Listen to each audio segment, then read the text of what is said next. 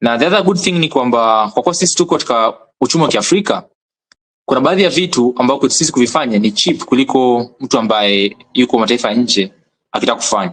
Maana yake ni kwamba kupitia skill hii ambayo tunaenda kujifunza ya create YouTube videos na kuzipublish, hautaingiza tu pesa kupitia YouTube automation yanakulipa na YouTube kama YouTube, lakini pia unaweza kutumia ujuzi huu ukatumia majukwaa yale ya freelancing platform, ukajilist kwamba unaofa ujuzi wa kutengeneza videos za YouTube na wataka kulipa uwatengenezee videos. Na kwa kuwa huko Afrika uchumi wetu si ni mdogo, maana yake ni kwamba utatumia gharama ndogo kutengeneza video ambayo kwenye platform za freelancing platform unaweza kuuza kwa bei nzuri zaidi.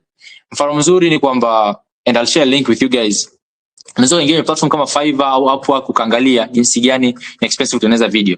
Video moja ina cost anywhere kwenye freelancing platform kama Fiverr na Upwork ina cost anywhere around $70 $80 kutengeneza video ya YouTube. Lakini mimi nitaenda kuonyesha njia ambayo ikikosti sana kutengeneza video labda ni $10 labda kutengeneza video moja. Kwa hiyo unaweza kutumia $10 kutengeneza video moja ambayo ukaiuza kwenye freelancing platforms kwa $70 $80. Kwa hiyo unaweza kuingiza pesa kwa kuuza ujuzi wako kutengeneza videos, lakini pia unaweza kutengeneza video zako mwenyewe ambazo kupublish kwenye channel yako na zikakuingizia pesa moja kwa moja kupitia YouTube.